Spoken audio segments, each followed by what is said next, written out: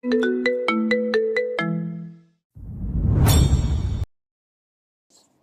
বছর আগে বৃষ্টি ভেজা আলো বনের মতোই আজ চারিদিকে বর্ষণের মেলা। সেই বর্ষণে 12 বছরের এক কিশোরী মনের মধ্যে দুঃখের সমাহারে ভিজে যাচ্ছে। শরীরে থাকা সাদা ফ্রক ভিজে টইটুম্বুর। কিছুক্ষণ পরপর আকাশে বাজ পড়ছে, কিন্তু সেই বাজের খেয়াল কিশোরীর মধ্যে থাকলে তো হাঁটু গেড়ে বসে কিছুক্ষণ পরপর ফুপিয়ে যাচ্ছে। শরীরের কম্পমান স্রোত যেন কমছেই না। এর পাশে থাকা ছাদেই আগমন ঘটে এক 25 বছরের যুবকের। গায়ে থাকা শার্ট মুহূর্তের মাঝেই ভিজে যাচ্ছে জলরাশি স্রোতে। মাথায় থাকা চুলগুলো হাত দ্বারা আবদ্ধ করেই পিছনের দিকে নেওয়ার চেষ্টা করলেও বারবার সেই ছোট্ট চুলগুলো কপালের মাঝেই চলে আসছে। ছাদের কিনারায় গিয়ে দাঁড়াতেই কারো কান্নার আওয়াজ শুনতে গেল। ভ্রু কুঁচকেই বাম পাশে তাকালে দেখতে পেল কারো বসে থাকার অবয়ব। চুলগুলো চারিদিকে ছড়িয়ে থাকায় বুঝতে পারল অবয়বে থাকা ব্যক্তিটি মেয়ে। যুবকের মুখশ্রী তখনও তেমন একটা রিয়্যাক্ট করল না, তাকিয়েই থাকলো সেদিকে। হঠাৎ করেই কিশোরী তার হাঁটুতে মোড়া মাথাখানি উপরে তুলে মুখের মধ্যে বৃষ্টির ছোঁয়া নিতে নিতেই ঠুকরে কেঁদে উঠল। মনের মধ্যে থাকা কিছু বুলি হয়তো বলেছিল সেই কিশোরী, যা যুবকের কাছে শ্রবণীয় হলো না। তবে তার চোখের দৃষ্টি ঠিকই আটকে ছিল সেই কিশোরীর আদলের মাঝে। নিজের মনের মধ্যে হওয়া প্রথম প্রেমানুভূতিগুলো গোপনেই যেন বেরিয়ে আসতে লাগলো স্পন্দনের গতির ধারা। সাদা রঙের পোশাকে কিশোরীর আদল যেন মুহূর্তেই যুবকের হৃদয়ে কাবু করে ফেলল। মুখ দিয়ে একটা শব্দই উচ্চারিত হলো, হোয়াইট অ্যাঞ্জেল। বর্তমান। আজ চারিদিকে বর্ষণের স্রোত না হলেও ভোরের মনে যেন বিশাল এক প্রশ্নরাশির ধারা। তখন রিদওয়ান তাকে রুমে যেতে বললেও সে রুমে যেতে দেয়নি। অন্তির ডাকে আবারও নিচে যেতে হয় তাকে। এরপর কাজের চাপে ভুলে যায় রিদওয়ানের কথা। তবে তার মনের মধ্যে সানার কথাগুলো কিছুটা ইফেক্ট পড়ে। এই মহিলা বারবার রিদওয়ানকে তার নিজের হৃদ বলে সম্বোধন করাটা কোনোভাবেই মেনে নিতে পারছিল না সে। তখনকার একটা থাপ্পড়েও যেন তার শান্তি মিলছে না। আরও কয়েকটা থাপ্পড় দিলে হয়তো ভোরের শান্তি লাগতো। কিন্তু কি আর করার। এখন কথা হচ্ছে সানার পুরো কথাগুলোও ফেলে দেওয়ার মতো না। তাদের বিয়ের পিছনে ডিলের কথাটা তার ঠিক হজম হচ্ছে না। তার আব্বুর সাথে রিদওয়ানের এমন কি ডিল যার প্রেক্ষিতে এই বিয়েটা হয়েছে? তার আব্বু স্বার্থপর সেই বিষয়ে তার ধারণা আছে, কিন্তু বউয়ের ক্ষেত্রে লোভী হবে এই কথাটাই কেন জানি মেনে নিতে পারছে না। হাতের কাজটা রেখেই কিচেন থেকে এক প্লেট খাবার নিয়ে রুমের উদ্দেশ্যে গেল। কিছুক্ষণ আগেই তুর্না জানালো রিদওয়ান দুপুরে খায়নি। বিষয়টা জানতে পেরেই খুব আফসোস করে সে, কারণ অন্তির সাথে দুপুরে ছিল বিধায় সে তাদের সাথেই খেয়ে নিয়েছিল। বউ রুমের ভেতরে ঢুকে রিদওয়ানের খোঁজ করলেও পেল না তাকে। হঠাৎ করে কানে পানির শব্দ পেলে বুঝতে পারল রিদওয়ান ওয়াশরুমে। রুমের অবস্থা কিছুটা অগোছালো হয়ে আছে দেখে হালকা টুকটাক গুছিয়ে নিল। মনের মধ্যে কিছু কথাও সাজিয়ে নিল। এর মধ্যে কিছুক্ষণ পর রিদওয়ান বের হয়েই চুল মুছতে মুছতেই ভোরের পিছনে গিয়ে দাঁড়ালো। এতক্ষণ রুমে আসার সময় হলো আপনার? কথাটা বলে সে অবস্থাতেই পিছন দিক থেকেই জড়িয়ে ধরল। এভাবে জড়িয়ে ধরায় ভোর কিছুটা চমকালেও সামলে নিল নিজেকে। দরজা খোলা আছে, এসে পড়বে কেউ। তাহলে দরজা বন্ধ করে দিই। রিদওয়ানের দুষ্ট সুলভ কথায় ভোর হাত ছাড়ানোর চেষ্টা করলে রিদওয়ান সাথে সাথে তাকে সামনের দিকে ঘুরিয়ে আনলো। খুব রাগ হয়েছে আমার ওপর? বেশি কন্যা করে ফেললাম তবে? রিদওয়ানের কথায় ভোর কোনো উত্তর দিল না। নিজের মতো করেই তার সামনে দাঁড়িয়ে থাকলো স্ট্যাচু হয়ে। রিদওয়ান সেই সুযোগেই ভোরের গালের একপাশে 2-3টে চুমু দিয়ে দিল। এবারের মতো মাফ করা যায় না এই অসহায় জামাইটাকে? রিদওয়ানের এরূপ কাণ্ডে ভোর অবাক লোচনে তাকিয়ে থাকলো। ঠোঁটের আদল হালকা হা হতেই সে আদলকেও তৎক্ষণাৎ আঁকড়ে ধরলো তার অসহায় জামাইটা। 2 মিনিট পর ছেড়ে দিয়ে ভোরকে জড়িয়ে ধরলো। আমি কিন্তু সরি হিসেবে তোমায় চুমো খেয়েছে। এখন কিন্তু বড় ধরনের রাগ করে আর থাকা যাবে না। আমি রাগ করিনি। ভোর কোনো মতে নিজের লাশ রঙা আদল নিয়েই কথাটা বলল। ভোরের এরূপ কথায় রিদওয়ান ভোরকে ছেড়ে দিল। এরপর হাতে থাকা টাওয়েল দিয়েই ভোরের ঘরমাক্ত মুখটা মুছতে থাকলো। খেয়েছিলে? হুম। বরকে রেখে খেয়ে নিলে?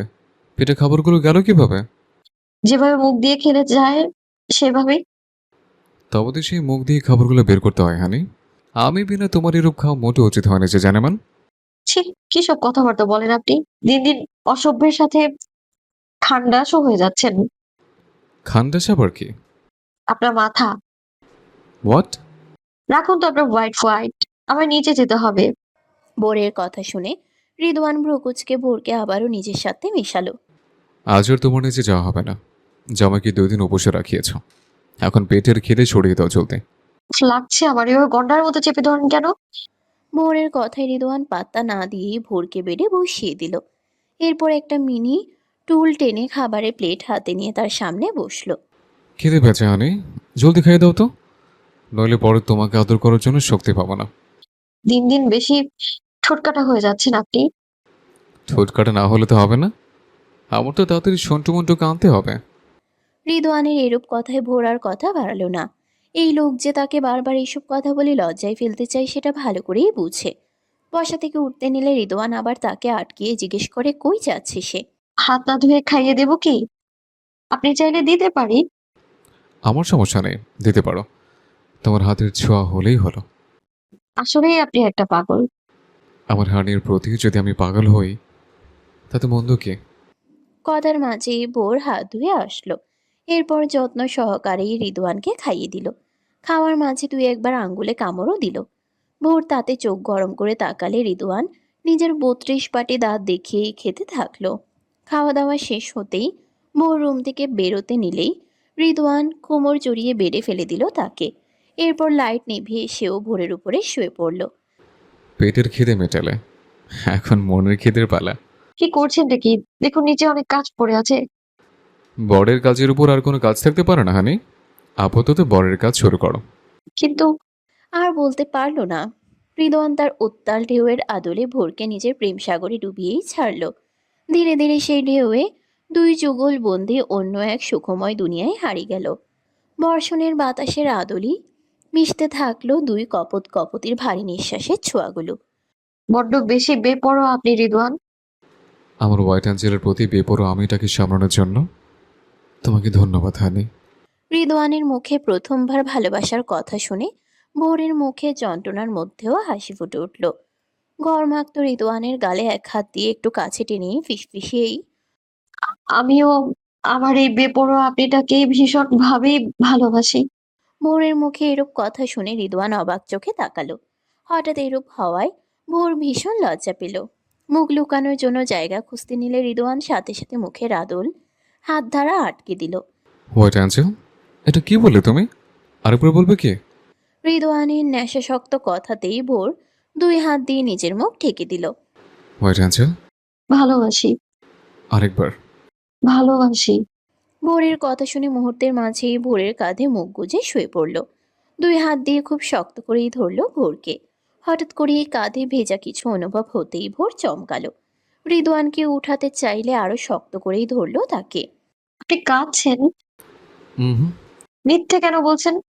ভোরের কাঁধ থেকে মাথা উঠিয়ে পাশে শুয়ে ভোরকে একপাশ করে নিয়েই তার বুকের মধ্যে ভোরের মাথাটা রাখলো। কখনো আমাকে অবিশ্বাস করো না হোয়াইট অ্যাঞ্জেল, কখন আমার প্রতি তোমার অনুভূতিগুলোকে বিসর্জন দিও না, তবে ভীষণ বাজেভাবে ভেঙে পড়বো আমি। তোমার ক্ষেত্রে যেমন আমি বড্ড বেশি বেপরোয়া, তেমনি তুমি আমার জীবনের বড় রকমের দুর্বলতা। কখনো সে দুর্বলতা আঘাত করো না, তবে সে আমিটা ঘাড়িয়ে ফেলবে তোমার কাছ থেকে। রিদওয়ানের এরূপ কথায় ভোরের কেন জানি ভালো মন্দ দুটোই লাগলো। সাথে সাথে রিদওয়ানকে শক্ত করেই জড়িয়ে ধরলো। কোথাও হারাবেন না আপনি। আমাতেই যখন আপনি বিলীন হয়েছেন তখন সেই আমিটাই আপনার শক্তি হব। ভোরের কথায় রিদওয়ান প্রাপ্তির হাসি হাসল। অবশেষে এতদিনের অপেক্ষার পর তার হোয়াইট এঞ্জেলকে নিজের মতো করেই পেয়েছে সে। আর কখনো সে আসক্তিকে সে হারাতে দিবে না। যেভাবেই হোক আটকে রাখবে তার নিকট। 15 দিন পর ভোর অন্তির দিন ভালোই যাচ্ছে। একসাথে তারা আবার ভার্সিটি যাওয়া স্টার্ট করেছে। সেই দিনের পর থেকে রিদওয়ান যেন ভোরের প্রতি আরো বেশি যত্নশীল হয়ে উঠেছে। ভোরের ভালো খারাপ সবকিছুই যেন হাতের মুঠোয় নিয়ে রাখে রিদওয়ান। এসবের মাঝে সানার বলা বিষয়টাও সে ভুলে যায়। ভোরের মাঝে মাঝে এমন হয়, অতিরিক্ত টেনশনের মধ্যে কোনো বিষয় সে হঠাৎ করেই ভুলে যায়। সেই ব্যাপারে কেউ এখনো জানে না। রিদওয়ানও সে বিষয়ে অজ্ঞাত। এদিকে অন্তির সাথে রিকের মনোমালিন্য এখনো চলছে। রিক অন্তির সব দিকে খেয়াল রাখলেও তাদের মধ্যে দাম্পত্য সম্পর্ক এখনো স্থাপন হয়নি। অন্তি বারবার রিককে মানানোর চেষ্টা করলেও রিক সে একই বিষয় নিয়ে পড়ে আছে। এতে অন্তি একদিন হুলস্থুল কাণ্ড বাঁধালে রিকো রাগের বশে অন্তিকে থাপ্পড় মারে। এরপর থেকেই অন্তিও চুপ করে যায়, রিককে আর মানানোর চেষ্টা করে না। চার দেওয়ালের মধ্যে নীরবভাবেই অতিবাহিত হচ্ছে এই দম্পতি নীরব সংসার। ভার্সিটির কৃষ্ণচূড়া গাছের নিচে সবাই একত্রে বসে সমুচা খাচ্ছে আর নানান বিষয় নিয়ে আলোচনা করছে। এর মধ্যে শাওনের থেকে একটা খবর শুনে সবাই বড্ড খুশি হয়, সাথে মনও খারাপ করে ফেলে। শাওনের অনেকদিন থেকেই ইচ্ছে অস্ট্রেলিয়ায় হায়ার স্টাডির জন্য পড়তে যাওয়া। এর জন্য 2 বছর ধরে চেষ্টা করে যাচ্ছিল। অবশেষে সেই সুযোগ পেল। দুদিন পর তার ফ্লাইট। 5 জনের মধ্যে একজন চলে যাবে শুনে সবারই মন খারাপ। শোন সেমরেরা, মন খারাপ করবি না একদম। আরে তোদের থেকেও সাদা ধপধপা সুন্দরীদের বান্ধবী করাইয়া ছাড়মো। এটা আমার 3 নাম্বার গার্লফ্রেন্ডের কসম কইরা কইলাম কিন্তু। 2 দিন পর যাবি বিলেতে, এখনো তোর শয়তানি কমলো না রে শাওন? মোহরের কথায় কেপলা কান্ত হাসি দিয়ে আরিয়ানকে জড়িয়ে ধরল। আমি ভালো হলে দুনিয়া চলবে নাকি? আরে খারাপ হয় এই দুনিয়াই নিয়ম। তাই তোরা ভালো থাক, আমি একলা খারাপ থাকলে বরং তোদের জন্যই মঙ্গল। শাওনের কথা আগা মাথা কিছুই বুঝল না ভোর। এদিকে অন্তিকে মনমরা হয়ে বসে থাকতে দেখে মেহেরিন হাতের মোবাইলটা ব্যাগে রেখে অন্তির কাঁধে হাত রাখল। অন্তু, এইরকম ভাবে মনমরা হয়ে থাকলে হবে? শোন, দুলাভাই কিন্তু তোর জন্য ঠিকই জান পরাণ দেয়। এখন শুধু একটু রাগ করে আছে, তাই আর কি। রাগ পড়লে দেখবি তোর শাড়ির আঁচল, থুক্কু, অন্যার আঁচল ধরে ধরে থাকবে। মেহেরিনের কথায় অন্তি চোখ গরম করে তাকালো। ও মা রে, তোর চোখগুলো হাঁসের ডিম কেন রে? শোন, হাঁসের ডিমের মতো চোখ না করে ইঁদুরের মতো পিট পিট চোখ করবি। তাইলেই না দুলাভাই তোর প্রেমে হাবুডুবু খাবে। লাগবে না তোর দুলাভাই আর তার প্রেম রে। যেভাবে আছে সেভাবেই থাক। নিজেকে কি ভাবে সে? হুম, খুব মহান সে? একদমই না। আমি অন্তি, আর কখনোই ওই লোকের কাছে ঝুঁকবো না। যে আমাকে বোঝে না তাকে আমি বুঝে কি করব শুনি? লাগবে না আমার কাউকে। আর ওই সিংহরূপী অ্যানাকোন্ডাকে তো একদমই না। আমি আজই নিজের বাপের বাড়ি চলে যাব, আর কখনোই ওই অ্যানাকন্ডার কাছে তো দূরে কাছেই যাব না। শালা অ্যানাকন্ডা, আমারে থাপ্পড় মারা, তোরে তো ইচ্ছে করে নর্দমায় চুবিয়ে কালাপানিগুলো খাওয়ানোর, অসভ্য ইতর অ্যানাকন্ডা কোথাকার। অন্তির কথায় ভোর আর মেহেরিন সামনে তাকালো। রিককে হঠাৎ পকেটে হাত গুজে দাঁড়িয়ে থাকতে দেখে চোখ বড় বড় করে তাকালো অন্তির দিকে। অন্তি অন্য পাশে দাঁড়িয়ে আছে বিদায় রিককে দেখতে পায়নি। মেহেরিন তখনই অন্তিকে খুঁচিয়েই যাচ্ছে, কিন্তু অন্তি সেই খুঁচানিতে যেন আরো বেশি রেগে গেল। ধুমধাম করেই মেহেরিনের হাতে 2 থাপ্পড় মারলো। আরে বোন, রাগ রাগ, আমারে মারতেছিস কেন? রাগ উঠছে তোর জামাইরে গিয়ে আমার। ইচ্ছে তো করে মারার, মারতে মারতে একদম আলু ভর্তা করতে পারলেই শান্তি পেতাম আমি। তাই নাকি? শুধু কি আলু ভর্তা করতে পারলেই শান্তি পাবি নাকি আরও কিছু করবে? আলু ভর্তা করে কুকুর মুরগিকে খেতে দিব।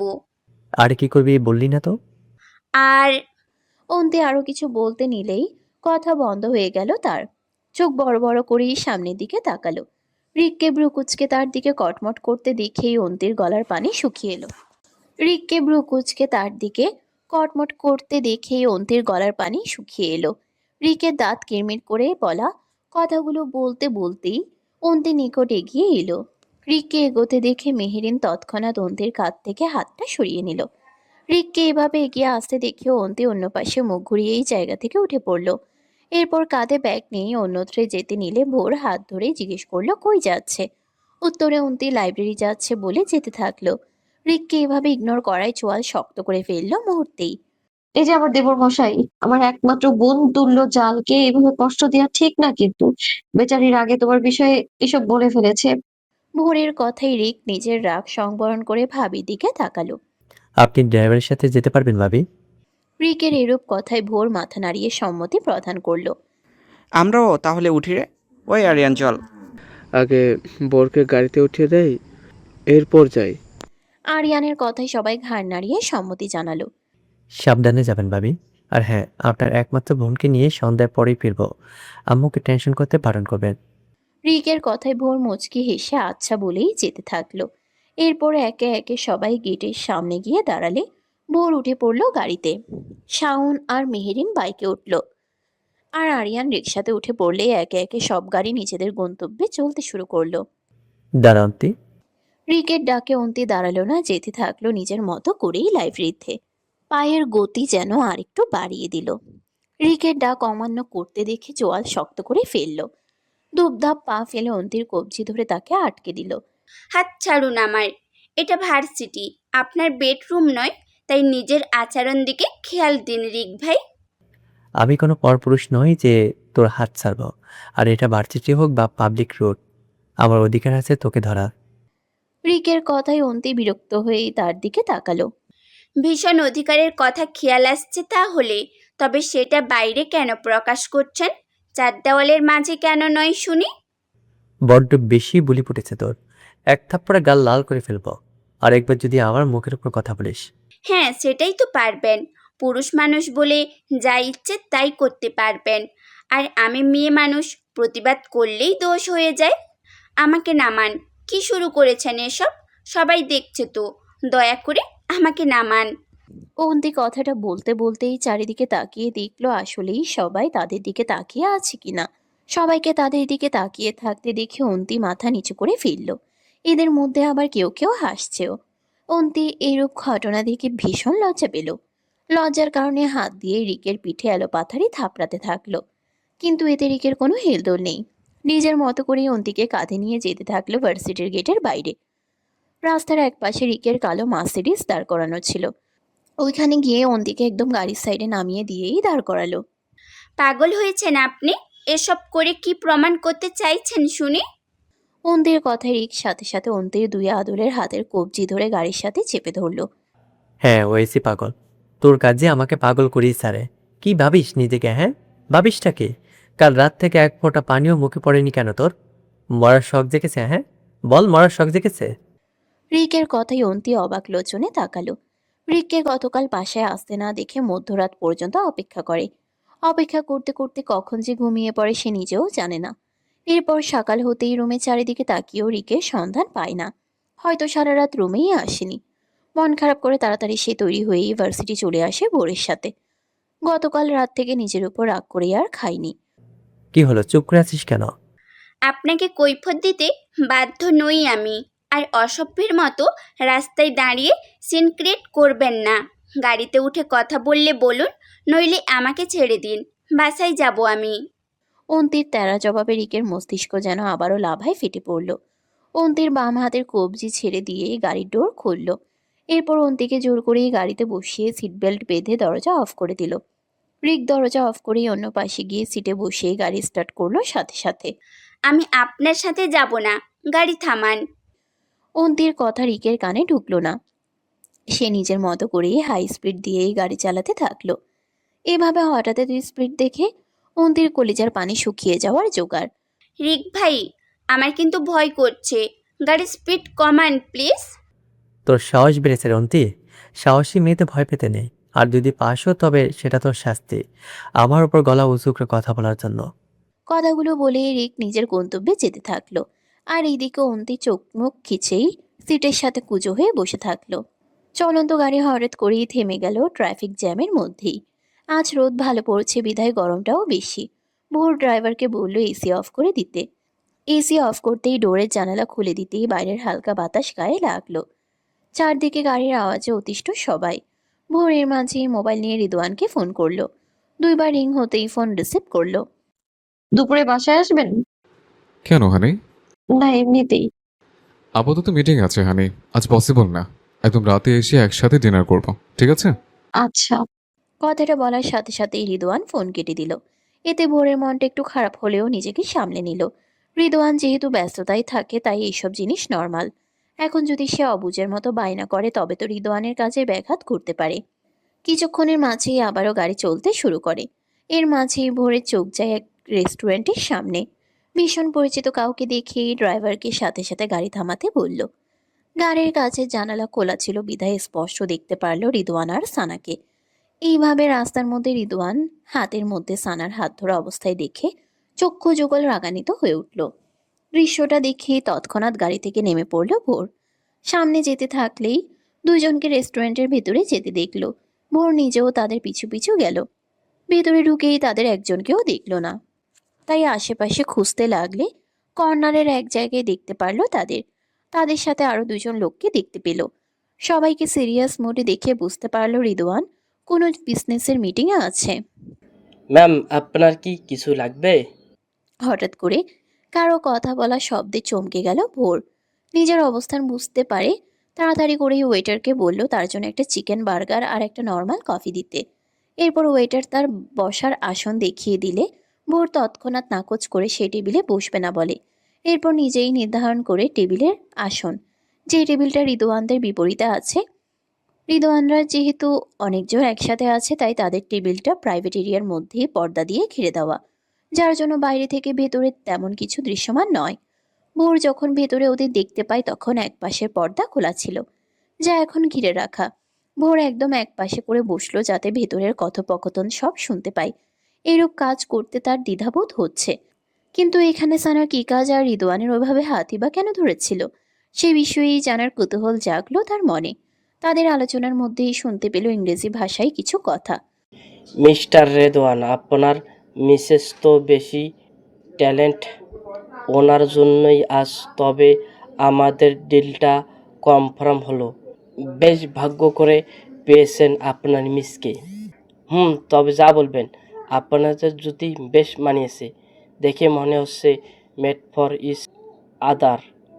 ওদের কথার মাঝে রিদওয়ান আর সানার কোনো কথা না শুনলেও সানার হাসি মুখ ভোর এক পাশ থেকে দেখেছে। এসব কথা শুনে ভোর যেন স্তব্ধ হয়েই বসে থাকলো। রিদওয়ানের সাথে সানার প্রেমের সম্পর্ক ছিল? ভোর ব্যতীত রিদওয়ানের লাইফে অন্য কোনো নারী ছিল? এই ব্যাপারটা ভোর কেন জানি বিশ্বাস করতে পারলো না। হঠাৎ করেই কিছু একটা মনে পড়ল, যে ঘটনা তার মস্তিষ্ক ভুলে গিয়েছিল অনেক আগেই। একে একে স্মরণ হতে থাকলো অপ্রিয় কিছু কথা। ওই দিনের কথা স্মরণ হলো তার, যখন সানা তাকে কিছু তিক্ত কথা বলেছিল। সাথে এও বলেছিল রিদওয়ানের সাথে সানার কোনো সম্পর্ক ছিল, আর ভোরের সাথে বিয়ের ডিল সম্পর্কিত ব্যাপারটা যেটাতে তার আব্বুও জড়িয়ে আছে। তবে সানাপু সত্যিই বলেছিলেন ওনার সাথে রিদওয়ানের কোনো সম্পর্ক ছিল। তাহলে ওরা দুজন এখন আলাদা কেন? আর আমাকে কেনই বা রিদওয়ান বিয়ে করলো? আব্বুর সাথে বা কিসের ডিল ছিল ওনার? কথাগুলো ভাবতে ভাবতেই চোখের জলে মুখের আদল জুড়ে ভিজতে থাকলো। মস্তিষ্কে অনেক কিছুই মুহূর্তেই চলে আসতে শুরু করলো। হঠাৎ করে পুরাতন যন্ত্রণা মাথায় অনুভব হলো।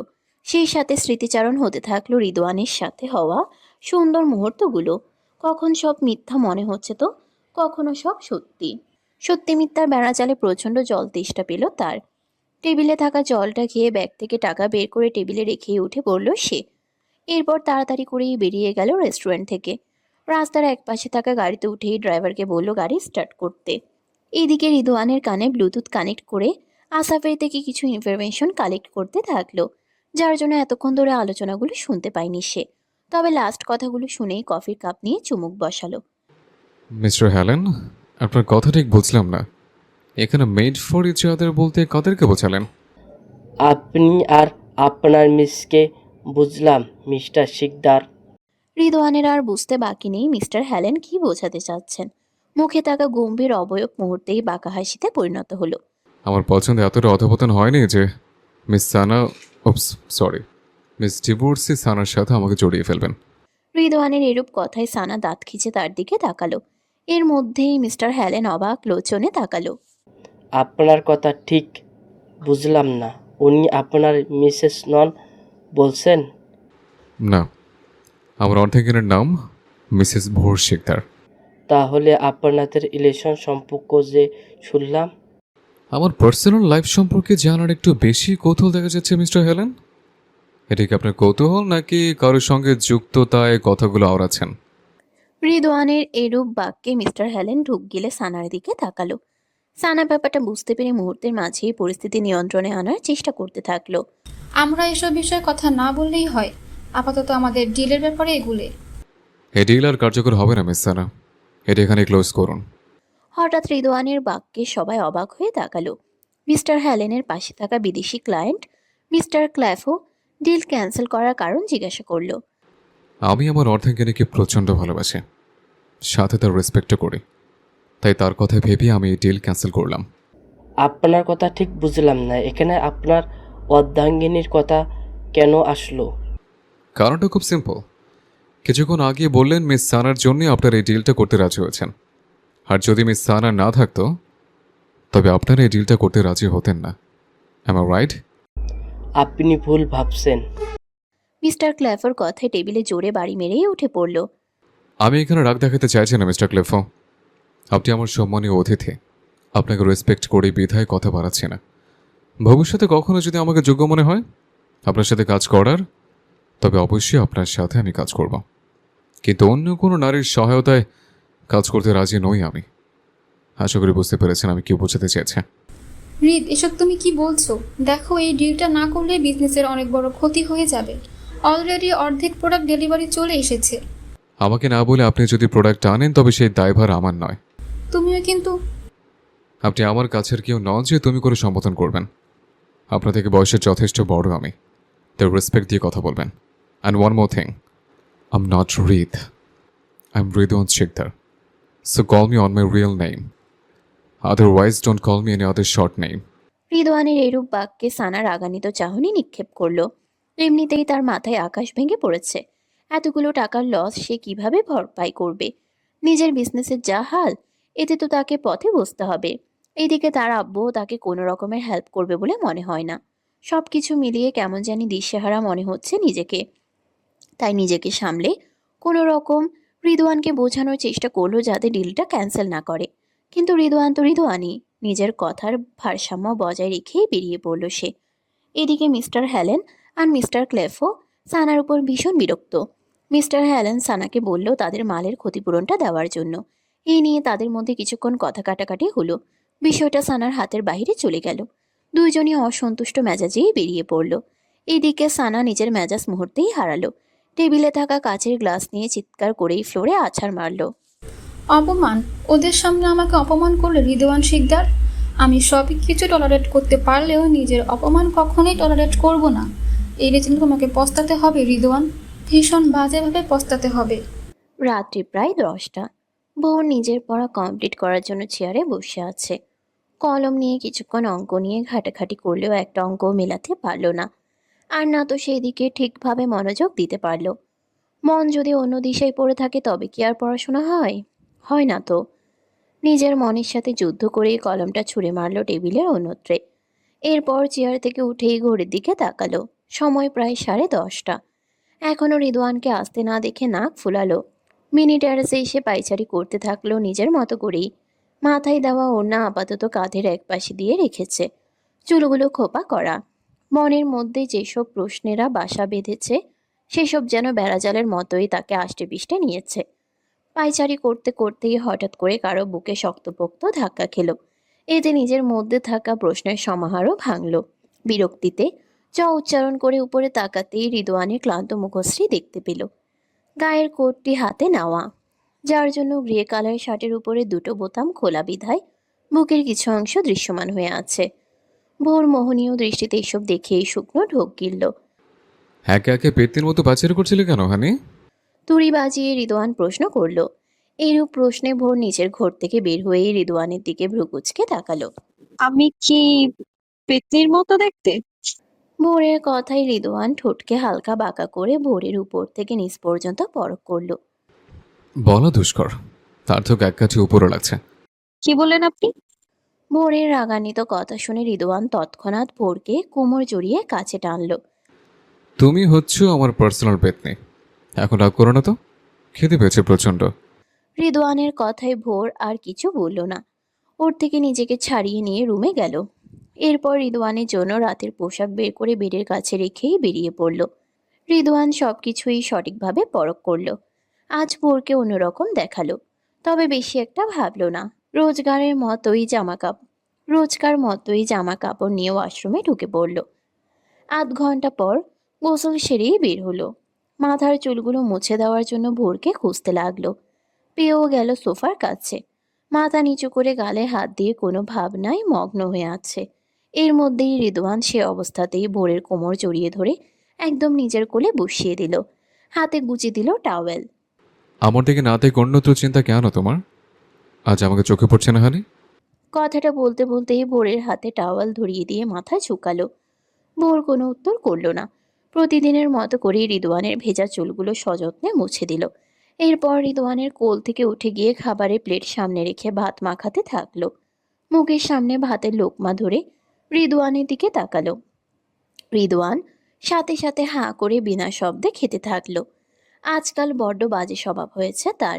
ভোরের হাতে রাতে খাবার না খেলে তার পেট ভরে না, সাথে তৃপ্তিও পায় না। কিছুক্ষণের মধ্যেই সব ভাত খাইয়ে দিল রিদওয়ানকে। এরপর ওনার আঁচল দ্বারা মুখ মুছে দিয়েই উঠে পড়ল। তুমি খাবে না হানি? সে নিয়েছি আমি। কথাটা বলেই রুম থেকে বেরিয়ে পড়ল।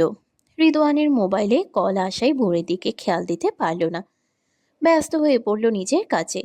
ভোর এসে রিদওয়ানকে বারান্দায় দাঁড়িয়ে কোনো কিছু নিয়ে তর্কাতর্কি করতে দেখে আর কিছু বলেনি, নিজের মতো করেই শুয়ে পড়ল। রিদওয়ানকে তখন মিথ্যে বলেছিল, সে খায়নি। আসলে চিন্তার জোরে তার কেন জানি খাবার গলা দিয়ে নামছিল না। এদিকে রিদওয়ানকে দুপুরের ঘটনার কথাটা কিভাবে জিজ্ঞেস করবে সে বিষয়েও সে বেশ চিন্তিত। আজে বাজে চিন্তায় যেন কঠিনভাবেই আটকে পড়েছে সে। রিদওয়ানকে প্রশ্ন না করলেই নয়, যেভাবেই হোক তার আজ উত্তর চাই। সানার সাথে যদি ওনার সম্পর্ক থেকেই থাকে তবে কেন তাকে বিয়ে করলো? সানাকে কেন নয়? আর তার আব্বুর সাথে কিসেরই বা ডিল হয়েছিল? উফ, যন্ত্রণায় তার মাথা ফেটে যাচ্ছে।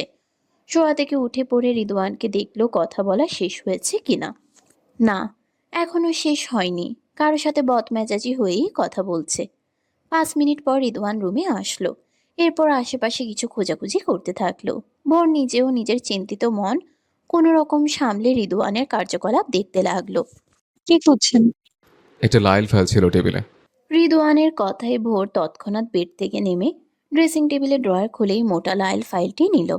এরপর রিদওয়ানের হাতে দিলেই তার সাথে সাথে নিয়ে ভোরকে ধন্যবাদ জানালো।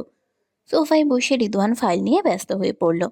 এদিকে ভোর হাত দুটো কসলাতে কসলাতে রিদওয়ানের সামনে দাঁড়ালো। আপনার সাথে কিছু কথা ছিল।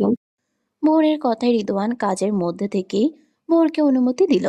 এতে যেন ভোর একটু খুশি হলো। পাশে গিয়ে বসে পড়ল রিদওয়ানের গা ঘেঁষে। বলছিলাম যে আমি আপনার অতীত সম্পর্কে বিস্তারিত জানতে। জি মিস্টার ক্লেফো, ফাইলে সব ডকুমেন্ট তৈরি আছে। আপনি চাইলেও রিচেক দিতে পারেন।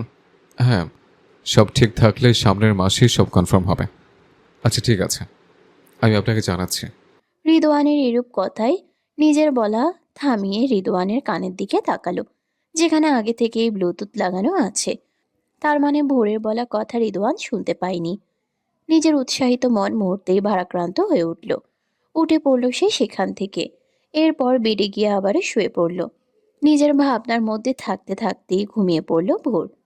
দুই নরনারীর হাতে ধরা অবস্থায় একে অপরকে আলিঙ্গন করতে দেখে সামনে থাকা রমণী নিঃশ্বাস ভারী হয়ে উঠল।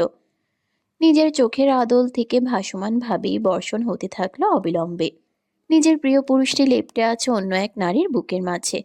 নিজের বুকে হাত চেপে রমণী তাদের সামনে গিয়ে দাঁড়ালো। সানাপুকে জড়িয়ে ধরেছেন কেন রিদওয়ান? ওনাকে ছাড়ুন। ভোরের কথায় সানা কুটিল হেসে রিদওয়ানকে নিজের বুক থেকে উঠিয়ে সারা মুখে কিস করতে লাগলো। এরপর রিদওয়ানের মুখটা ঢাকার জন্য সানার কাঁধের একপাশে রাখলো। এরপর রাগী দৃষ্টিতে ভোরের দিকে তাকালো। হাই ফকিন্নি, তুই এখানে কেন? দেখছিস না আমার হৃদয় আমাকে আদর করছে? নাকি তোর হিংসা হচ্ছে এসব দেখে? তোকে আমি বলেছিলাম না, হৃদ শুধু আমার, একমাত্র আমার অধিকার আছে তার ওপর। তুই কে? হ্যাঁ কে তুই? জাস্ট ডিল করা বউ হোস তার। কয়েকদিন পর ডিভোর্স লেটার পাঠিয়ে দেবো তোকে। এখন এখান থেকে দূর হ। নাকি আমাদের অন্তরঙ্গ মুহূর্ত দেখার জন্য ওয়েট করছিস? সানার এরূপ কথা শুনে ভোর নিজের কান চেপে ধরল। চুপ করুন, আর একটাও ফালতু কথা বলবেন না। আপনি কি ভেবেছেন আপনার এইসব কথা আমি বিশ্বাস করে নেব? আমি ভোর এতটাও দুর্বল না। উনি আমার হাজবেন্ড। যা অধিকার থাকার কথা সেটা শুধুমাত্র আমার ক্ষেত্রেই থাকবে। আপনি কেন তার অধিকারের মানুষ হতে যাবেন? ছাড়ুন ওনাকে, ছাড়ুন বলছি। রেদওয়ান, আপনি কেন ওনার কাঁধে মুখ গুজে আছেন? আমি এইখানে রেদওয়ান, সানাপুকে ছাড়ুন আপনি। কথাটা বলতে বলতেই ভোর সানার থেকে রিদওয়ানের হাত ধরে টানতে থাকলো, কিন্তু কোনো মতেই তাকে ছাড়াতে পারল না। সানা রেগে গিয়ে ভোরকে থাপ্পড় মারল। থাপ্পড় খেয়েও ভোরের তেমন কোনো এফেক্ট পড়ল না। সে আবারও রিদওয়ানকে নিজের কাছে আনতে চাইলে রিদওয়ান ছাড়া মেরে ভোরের হাত ছাড়িয়ে নেয়। দেখেছিস রিদওয়ান তার দেখেছিস রিদওয়ান তোর ছোঁয়াও সহ্য করতে পারছে না, আর তুই নিজেকে তার অধিকারের রানী ভাবছিস? কথাটা বলতে বলতেই অট্ট হাসিতে ফেটে পড়ল সানা। এরপর হাসতে হাসতেই রিদওয়ানকে নিয়েই দূরে সরে যেতে থাকলো। ভোর এটা দেখেই আটকানোর চেষ্টা করতে নিলে পিছু থেকে বাধা পেল। অনেক চেষ্টা করেও রিদওয়ানকে ধরতে পারল না।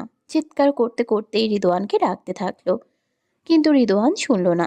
সানার সাথে অন্ধকারে হারিয়ে গেল। হঠাৎ করে ভোরের মনে হলো সে নিঃশ্বাস নিতে পারছে না। গলায় হাত দিয়ে ছটফট করতে করতেই নিচে শুয়ে পড়ল। কষ্ট করেও নিজের নিঃশ্বাস নিতে পারল না। বহু কষ্টে গলা দিয়ে উচ্চারিত হলো একটা বুলি। ছেড়ে যাবেন না আমার রিদওয়ান। আমার যে আপনি ছাড়া আপন বলতে কেউ নেই। আপনি ছাড়া মরে যাবো আমি রিদওয়ান। নিঃস্ব হয়ে যাবো, যে আপনি, আপনার হোয়াইট এঞ্জেল নিঃস্ব হয়ে যাবে। কথাগুলো আওড়াতে আওড়াতেই চোখ বন্ধ করে ফেলল। নিজেও হারিয়ে গেল এক গোলক ধাঁধার অম্বরে। হঠাৎ করেই ভোর চিৎকার করেই ঘুম থেকে উঠে পড়ল। পুরো শরীর ঘামে ছিপছিপে হয়ে আছে। আশেপাশে তাকিয়ে বুঝতে পারল সে নিজের রুমেই আছে। তার মানে সে এতক্ষণ স্বপ্ন দেখছিল। কিন্তু স্বপ্ন দেখলেও এতটা বাস্তব কেন মনে হলো তার? সকাল হয়ে গেছে এখন। আশেপাশে রিদওয়ানকে খুঁজতে থাকলো। পেল না তাকে রুমের কোনো জায়গায়। বুকের ভিতর আবারও মোচড় দিয়ে উঠল। কান্না করে দিল তৎক্ষণাৎ। নিঃশ্বাস ভারীভাবেই ওঠানামা করছে তার। বেড থেকে নেমেই রুম থেকে বেরিয়ে গেল।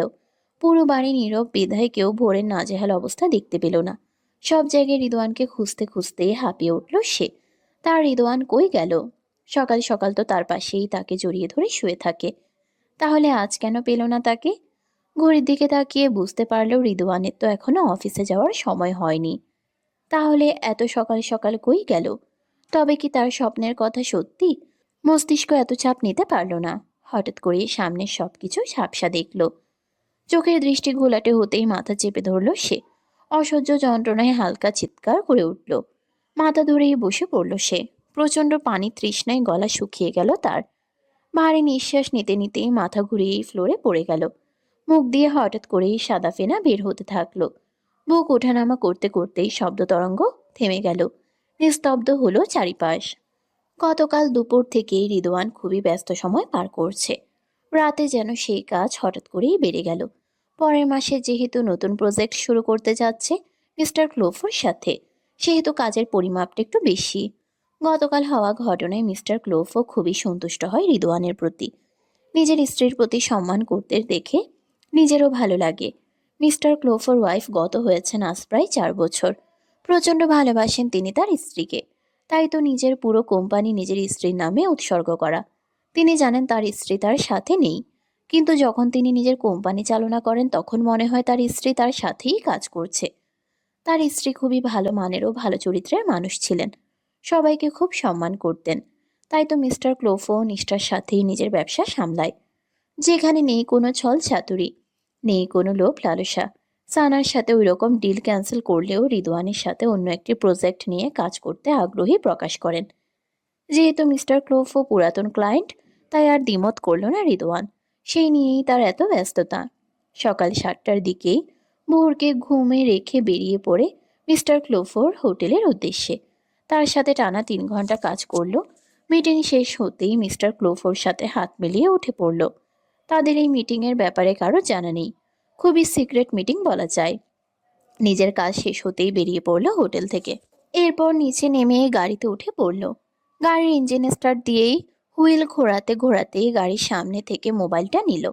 তখন গাড়িতেই মোবাইলটি ফেলে রেখে গিয়েছিল মনের ভুলে।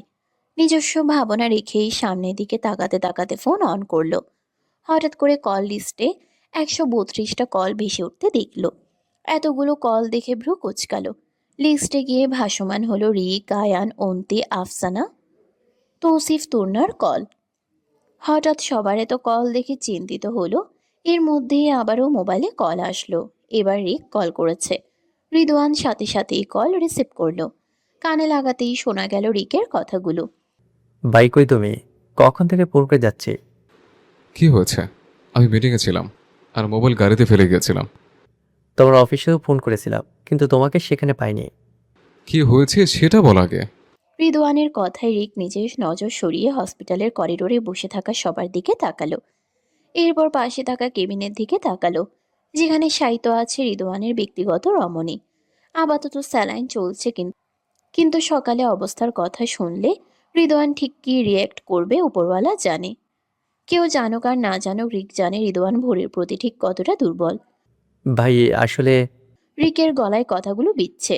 সাহসী রিক হঠাৎ করে কেমন যেন মিনমিন করেই কথা বলছে নিজের ভাইয়ের সাথে। দেখ রিক, আমি এসব কথা শোনার জন্য বসে নই। বাড়ি সবাই ঠিক আছে তো? কোনো সমস্যা হলে বল, আমি এখনই আসছি। তোমাকে এখনই একটু হসপিটাল আসতে হবে ভাই। হসপিটাল কেন? কেউ কি অসুস্থ হয়েছে? না মানে ভাবে, রিকের মুখে হঠাৎ করে বোরের কথা শুনেই বুকটা মুচড়ে উঠল। ভাবি মানে?